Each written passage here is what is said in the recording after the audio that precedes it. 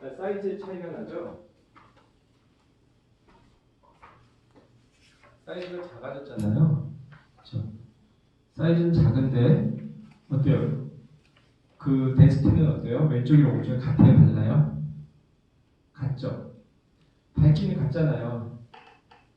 이거는 뭐냐면은 덴시티 같다는 얘기는 얘도 펑션을 한다는 얘기예요. 작지만 펑션을 한다는 얘기고, 저게 뭐냐면 얘는 하이포플라지아예요. 원래 작았던 거죠, 저 사람은. 우연히 우리가 발견했지만 원래 작았던 사람이고, 만약에 저렇게 이네스 했는데 한쪽이 덴시티가 낮게 나온다 그러면은 그쪽은 아예 기능을 안 하는 걸로다가 볼 수가 있겠죠. 그래서 저게 만약에 저 작은 쪽 키드니가 덴시티가 떨어져 있다 그러면은 저거는 거꾸로 크로닉 레날 디지즈가 될 수도 있겠죠.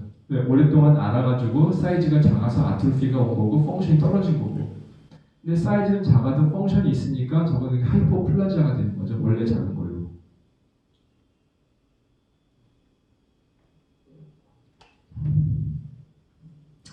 이제 특히 이런 문제가 한 번쯤 나와줄 때가 됐는데, 아까 해드렸던 얘기예요. 키드니가 이렇게 있잖아요. 얘는 키드니가 커졌죠. 커졌는데 뭐가 풀로 솟았고 여기 보니까 칼시피케이션까지 보여요. 근데 얘도 키드니인데 나름대로 키드니의 원 모양은 유지하려고 하잖아요. 살찐 것 같잖아요. 얘는 살이 찐 것 같고 얘는 혹이 달렸잖아요. 혹이 달린 건 RCC, 살이 찐 거는 TCC, 트랜지셔널 셀 CA. 즉 얘는 레날 튜머가 아니라 실제로는 유레터에 말리그넌시 유레터 말리 트랜지셔널 셀 CA인데요. 이게 생각보다 악성도가 높아요. 그래서 트랜지셔널 셀 CA가 있는데 이거 볼까요? 봤더니 리버 벌써 먹었잖아요. 요런데 벌써 리버드 메타스타스가 있는 거예요. 그래서 여러분들한테 이제 시험 문제 주면서 딱 그 캔서 주고 어떡할래 물어보면은 답은 둘 중에 하나예요. 그냥 스테이지 1이라서 수술해요. 아니면은 스테이지 4라서 그냥 케모해요. 둘 중 하나로 가는 거죠. 근데 그때 여러분 눈에 가장 잘 띄고 찾기 쉬운 것보다 리버를 열심히 봐라. 리버는 잡팅 하나도 없어야 된다. 그리고 여기서 이것도 약간 의미가 있는 건데요. 키드니 튜머에 칼시피케이션 있으면 이건 나쁜 거예요. 우리는 보통 칼시피케이션이 있으면 좋은 걸로 알고 있거든요. 왜 그렇죠? 팔머널 노듈이 그렇죠. 렁에 뭐가 있으면서 칼시피케이션이 있으면 보통 비나인이야 이렇게들 많이 본단 말이에요. 그래놀로마로. 그래서 정리해드리면은 렁은 칼시피케이션이 있는 게 좋고요. 키드니는 칼시피케이션이 있으면 캔서예요. 그리고 사이블드도 칼시피케이션이 없는 게 좋아요. 그럼 브레스트는 칼시피케이션이 있는 게 좋을까요? 없는 게 좋을까요? 그쵸, 있는 게 좋은 거죠. 그때도 여학생이 얼굴을 찡그렸어. 무슨 소리지? 맞아요. 둘 다 맞아요. 즉 뭐냐면은 아주 작은 칼시피케이션, 그 마이크로 클러스터드 칼시피케이션 없어야 되죠. 마이크로 클러스터드 칼시피케이션은 없는 게 비나인이지만 거꾸로 좀 커다란 거, 달걀 껍질이나 통상적인 칼시피케이션은 비나인을 시사하는 소견이에요. 칼시피케이션만 정리해도 문제를 좀 쉽게 맞출 수 있을 거예요.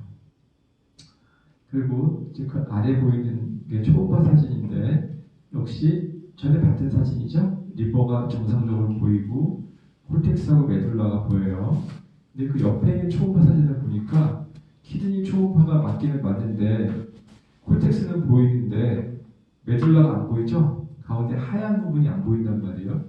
하얀 부분이 어디 갔나 봤더니 보이지 않고 대신에 거기가 까만색으로 가득 찼어요.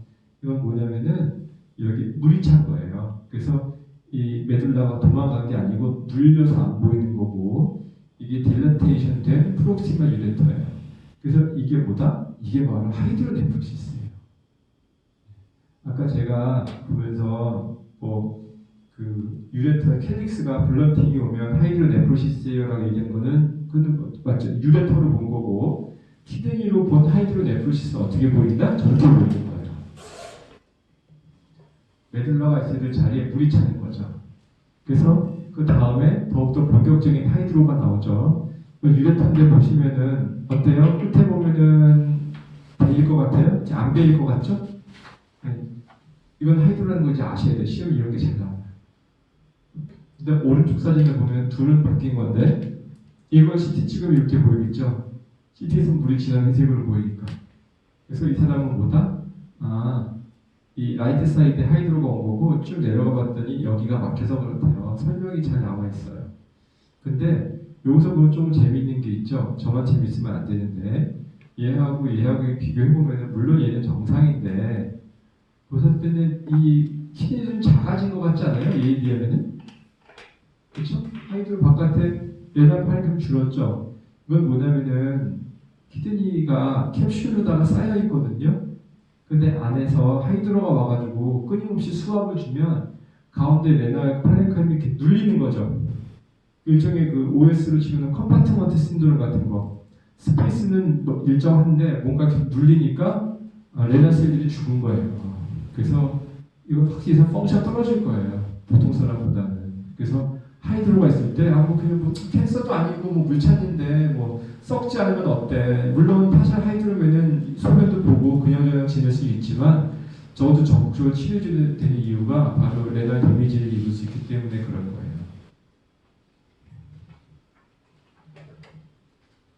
40% 여자 환자가 소변 이런 거 잘 읽어봐야 돼. 소변이 줄었다 여자 안에 소변이 줄었는데 소변이 줄은 게 두 가지가 있겠죠.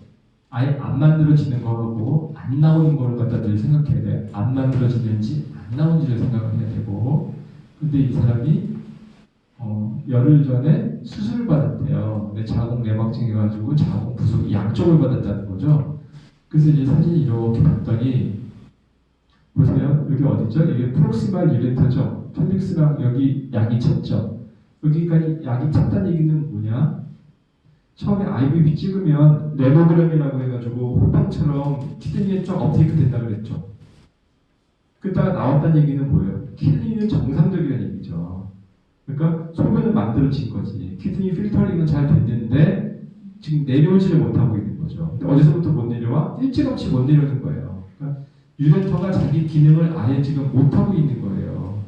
그러면은 소변을 갖다가 빼줘야 되잖아요.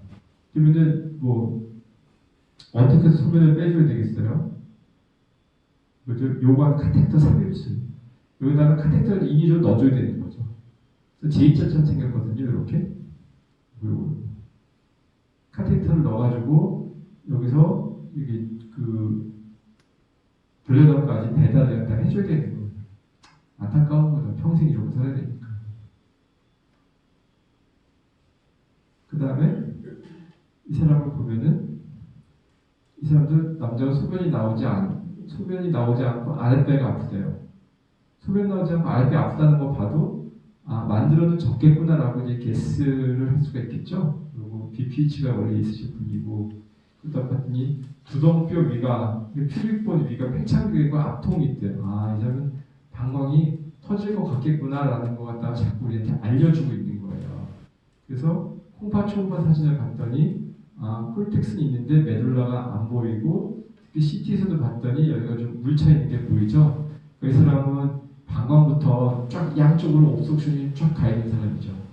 그러면 소변을 어떻게 해볼까?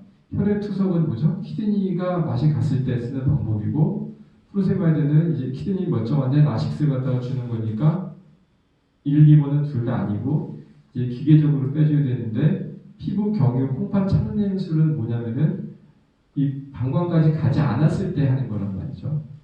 그러니까 이 사람은 결국 뭐겠죠? 폴리를 일단 넣어줘야 되겠죠? 폴리카텍터를 갖다 넣어서 왜? 폴리카텍터 넣는 폴리카텍터 어디까지 가요? 블레더까지 가잖아요. 그러니까 블레더까지는 소변이 와 있는 거지. 부풀어 있으니까. 그래서 말씀드린 것처럼 이런 거는 절대 외워서 풀면은 못 풀어요. 그래서 로지컬하게 소변이 어디까지 가 있는지 알아서 어디서 해결해 줘야 되나 이제 그거 생각해 줘야 돼요. 56세 여자가 육지기가 있어 왔고 방사선 치료 받았대요. 자궁도 안 좋겠죠. 돈요관 삽입을 했는데 소변이 안 나왔대. 돈요관 삽입을 했는데 소변이 안 나왔다는 얘기는 뒤집어 이야기하면은 방광까지 소변이 배달이 안 된 거예요. 그리고 나서 이 사람을 봤더니 양쪽에는 또 하이드로가 빵빵하게 와 있어. 그리고 왼쪽 봤더니 키드니가 작아졌죠. 그러니까 이 사람은 오랫동안 좀 이쪽은 더욱더 안 좋았었나 봐요. 키드니가 멀쩡하니까 혈액 투석을 할 필요는 당연히 없겠죠. 네. 방광까지도 안 갔으니까 방광 착륜술도 아니고 돌길 필요도 없는 거고 콩팥을 왜 날려? 여기는 피부 경유해가지고 이쪽을 뚫어줘야 되는 것밖에 답이 없는 거죠. 그러니까 방광까지 가지 않았을 때는 제2와이어 카테터를 넣는다든지 피부 경유, 콩팥 착륜술 갖다가 두는 거예요. 이런 문제가 내가 아주 좋아하는 문제고 여러분들이 내 수업을 들었으니까 저 문제는 꼭 맞춰야 된다고 생각을 하거든요. 저기 맨 앞에 앉은 학생은 한번 저 사진에 대해서 얘기해 볼래요? 뭐가 이상하고 저게 뭔지.